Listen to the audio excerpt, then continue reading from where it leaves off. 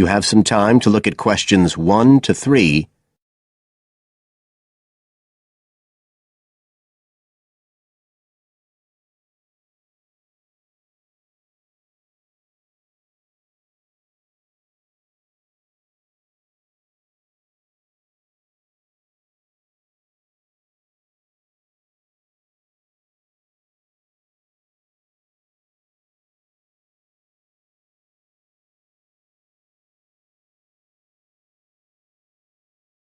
Now we shall begin.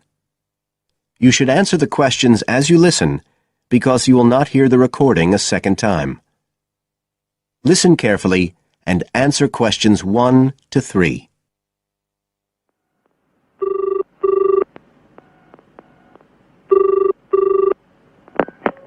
Hello? Ralph, it's Paula. Hi. You know I told you we could apply to the local council for money for our drama club? I've got the application form here, but we need to get it back to them by the end of the week. I could send it on to you. You really ought to fill it in as president of the club, but I don't know if it'll get to you in time. Well, you're the secretary, so I expect it's okay if you fill it in. Yeah, but I'd really like to check it together. Right, that's fine. Like, the first part asks for the main contact person. Can I put you there? Sure. Right, so that's Ralph Pearson.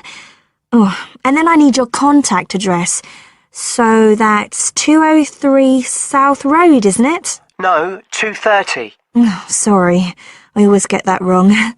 Then it's Drayton. Oh, do you think they need a postcode? Better put it, it's DR6 8AB. Okay. Telephone number. That's 01453 586 098, isn't it? Yes.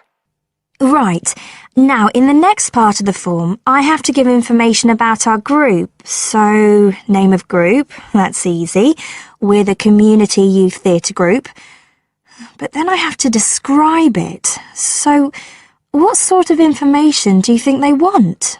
Well, they need to know we're amateurs, not professional actors. And how many members we've got. What's that at present, 20? 18. And should we put in the age range? That's 13 to 22? No, I don't think we need to. But we'd better put a bit about what we actually do. Something like members take part in drama activities. Activities and workshops? OK. Right. That's all for that section, I think.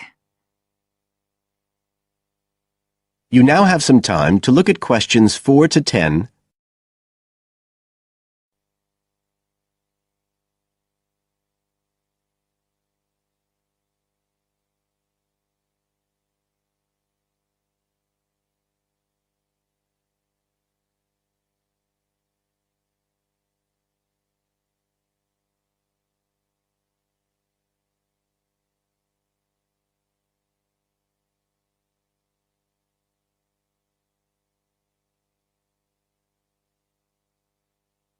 Now listen and answer questions 4 to 10.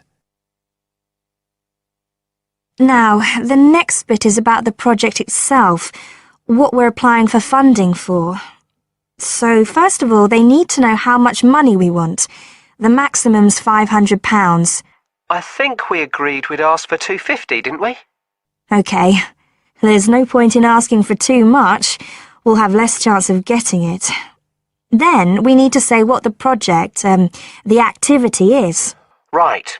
So we could write something like, to produce a short play for young children. Should we say it's interactive? Yes, good idea. Right, I've got that. Then we have to say what we actually need the money for.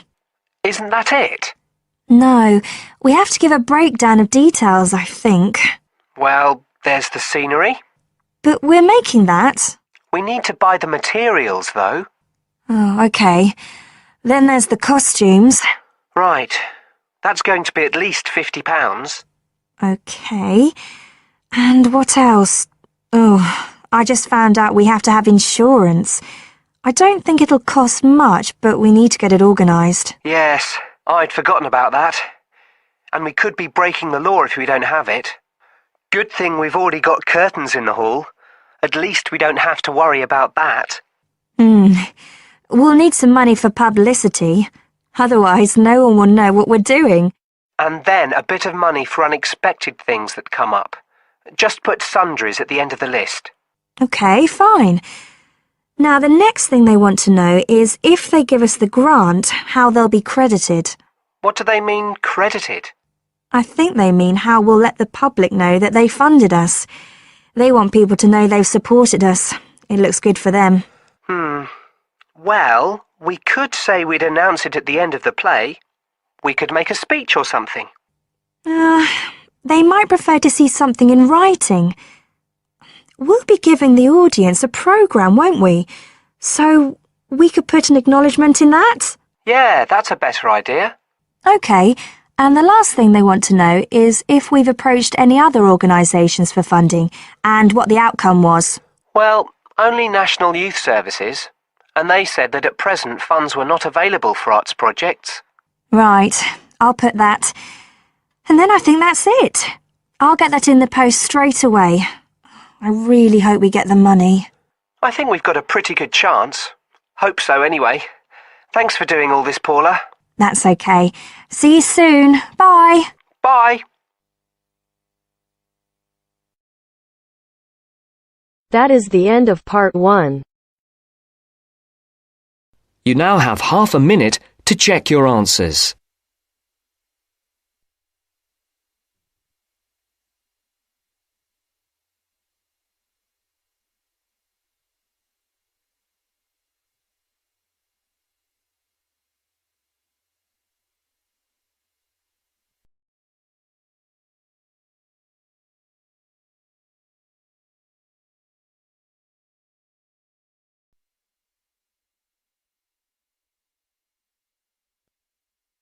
Now turns to part 2. Part 2. You will hear a recorded message giving information about an animal park. First, you will have some time to look at questions 11 to 15.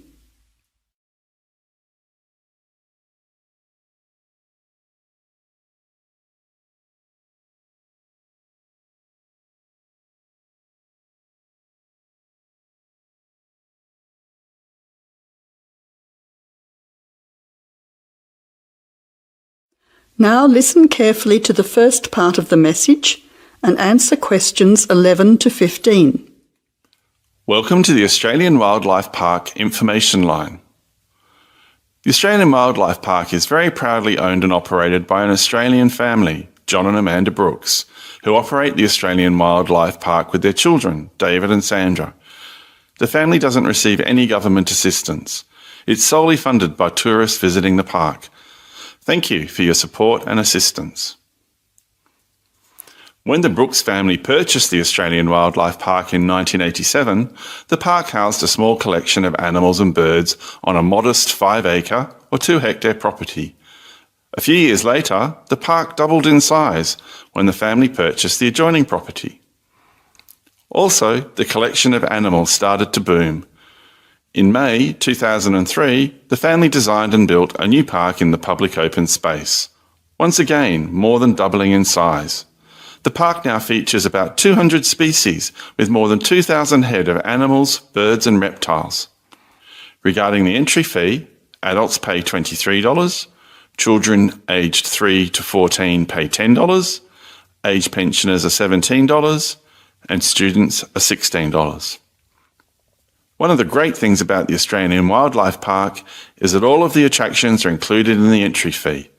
No extra money is needed around the park, so make the most of your experience. All shows, talks, photo opportunities and animal food are included in your entry fee. In addition, the Australian Wildlife Park is open every day of the year from 9 a.m. to 5:30 p.m, except Christmas Day, 25th of December. Before the final part of the message, you now have 20 seconds to look at questions 16 to 20.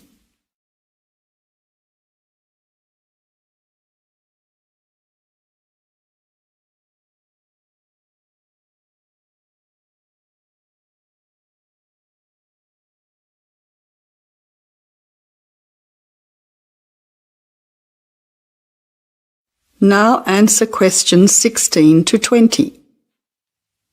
Several attractions are available to visitors to the Australian Wildlife Park. Firstly, you can meet the koalas between 10 a.m. and 4:30 p.m. Here, people can view the koala colony in a natural environment. Another attraction is to feed the kangaroos between 9 a.m. and 5:30 p.m. Visitors can take a walk through the kangaroo enclosure, viewing them in a natural environment. Kangaroo food is provided and the kangaroos are very friendly. Also enjoyable are the wombats. At 11 a.m., 2 p.m. and 3:45 p.m. there are interactive shows where the team is delighted to introduce you to these popular animals. Other attractions that may interest you are an interactive farmyard, suitable for children of all ages. Animal food is provided and the animals are very friendly. In addition, the working farm is where the country comes to town. Visitors can milk a cow, bottle feed a lamb, watch farm dogs gathering the sheep. All the excitement of a real Australian farm. When they ask for volunteers, be sure to put your hand up. Everyone can get involved. We at the Australian Wildlife Park hope all our visitors have an enjoyable time. See you soon! That is the end of part 2. You now have half a minute to check your answers.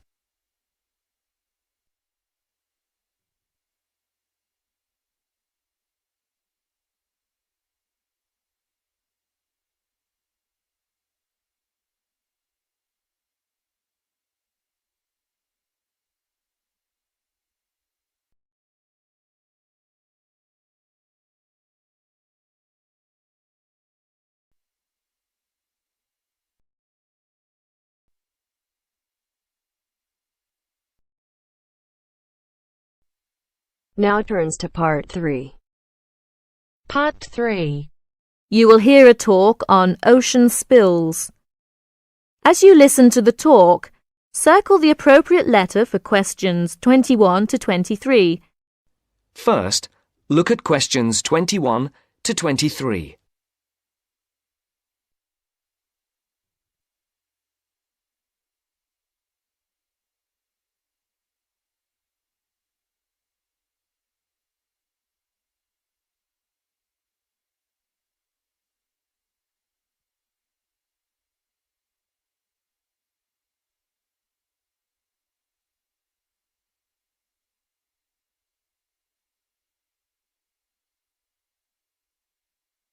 As you listen, answer the questions.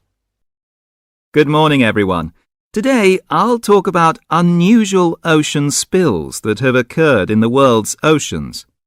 In November of 1992, people at beaches in Canada and Alaska noticed something strange. Blue turtles, red beavers, green frogs, and yellow ducks came bobbing toward them. They soon found out where the strange creatures were coming from. A ship from Hong Kong was on its way to Tacoma, Washington, when it was hit by a severe storm in the middle of the Pacific Ocean. During the storm, huge waves washed 12 containers overboard. Inside the containers were 29,000 plastic bath toys. One of the containers opened, and thousands of plastic bath toys spilled out and began to float across the Pacific Ocean. 10 months later, the first yellow ducks arrived on the North American shore. Beachcombers along the shore began to find the toys and reported them to local newspapers. But the people who were most excited by the plastic toys were the oceanographers.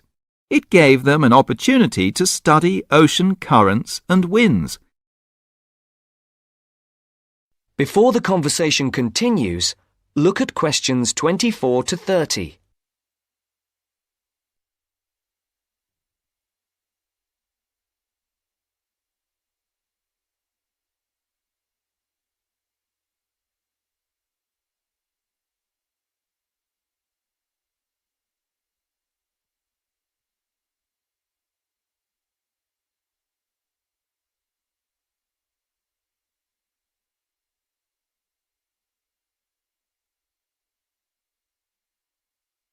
Now listen to the second part of the discussion. Oceanographers drop bottles into the ocean to study these things. But it would be too expensive to drop 29,000 bottles into the ocean at once. Imagine the value of studying the plastic ducks and frogs. This gave some interesting information to the oceanographers. The first toys were picked up in Sitka, Alaska, 10 months after they were washed off the ship. Some headed back into the North Pacific, while others drifted around the Arctic Ocean and headed for the North Atlantic. Many of the toys were swept northeast by the wind and were frozen in the ice of the Bering Sea. They're expected to cross the North Pole and float on down to the British Isles. This reminds me of another unusual ocean spill. In 1990, a ship travelling to the west coast of the United States from Korea was caught in a severe storm. The waves swept 21 containers of Nike shoes into the water.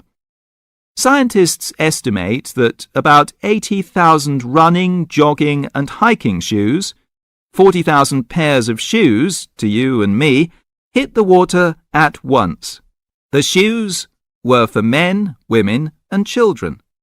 About 6 months later, people at beaches from Oregon to British Columbia began to find running shoes washed ashore.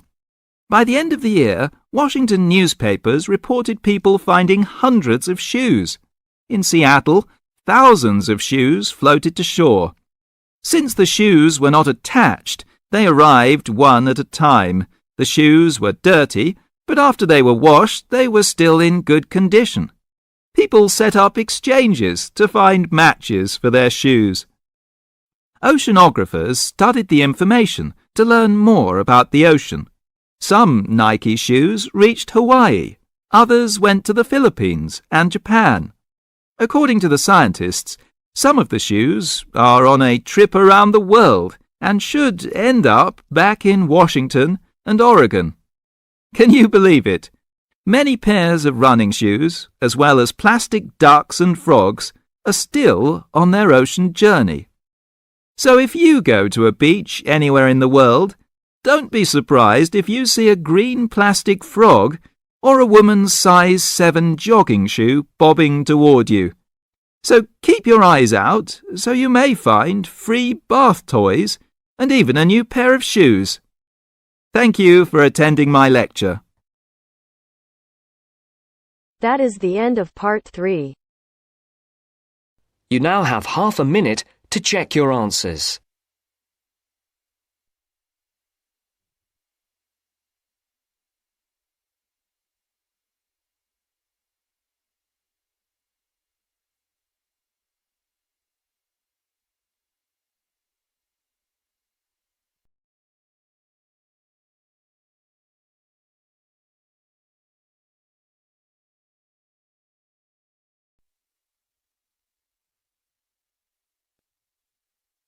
Now turns to part 4. Part 4. You are going to hear a conversation between two students about studying abroad.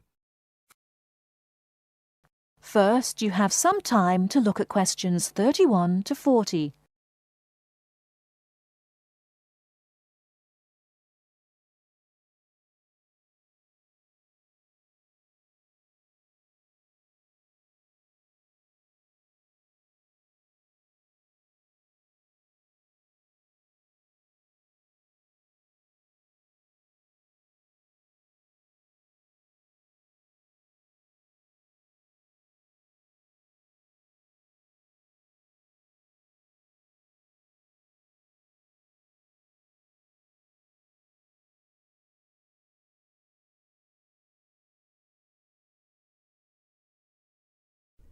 Now listen carefully and answer questions 31 to 40.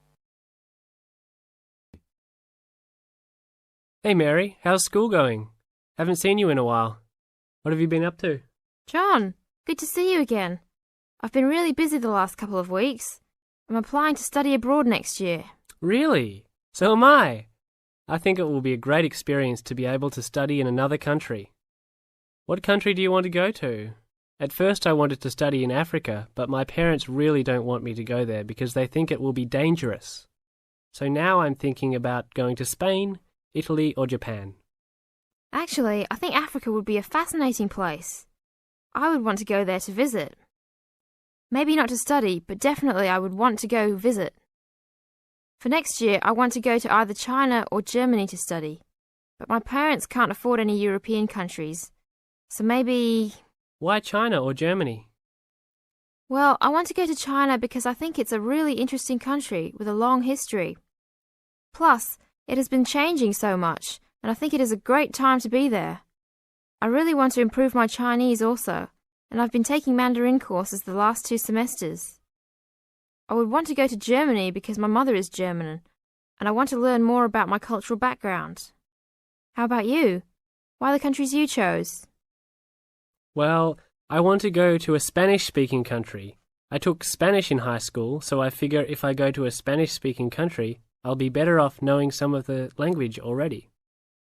But I have already been to Mexico many times, and South American countries don't have classes for my major, except for Brazil, but they mostly speak Portuguese there. I would want to go to Italy because I want to do a study about ancient Roman civilization. It has always been a dream of mine to go and see Pompeii and the volcanic ruins. Plus, my family has Italian roots and I love Italian food. I want to go to Japan mainly because my girlfriend was born in Japan and always tells me all of these fascinating stories about Japanese history and culture.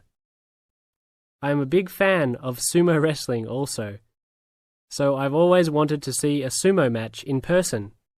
I really love sushi and almost all Japanese food. Recently, I have started to watch some Japanese baseball too. But of course, these are all secondary reasons. My main reason is of course my girlfriend and understanding her culture. I don't speak any Japanese though, so that is my major drawback. I think it is much better to go to a country if you can speak the language. That's great. When do you have to decide by? I have to finish all my applications this week. I'm really stressed trying to finish everything, on top of all my schoolwork. I'm almost done with my applications. I just have to finish the Italy application. I think my last choice is Italy, so I'm doing that one last. How long do you want to go for? I think I'm only going to go abroad for 1 semester, or else I won't be able to graduate on time. I have many classes left until I can finish my degree, and I'm not sure if I will be able to take them studying out of the country. I think I might be able to study in Spain because my Spanish is fluent, but definitely not in Italy or Japan, unless they have classes offered in English. I want to go for a year. I've heard that it's better to go for a year because you get a full experience and get a better grasp on the language. But I understand that most people can't finish their degree in time. It was hard trying to decide which country I would rather go to, but I think my first choice is to go to China. I know Germany will be great also. Either way, I will be thrilled to have the opportunity to study there. What's your first choice? I really don't have one. Actually, I think I'm like you. Just being able to study in another country will be great. Either Japan or Spain will be awesome. Italy will be awesome too. But I've been there a bunch of times, so I think I prefer to go somewhere else. Sounds exciting. We'll have to go to class now. It was great talking to you again. See you around next time? Yeah, sure. See you around. Hope that everything goes well. That is the end of part 4. You now have half a minute to check your answers.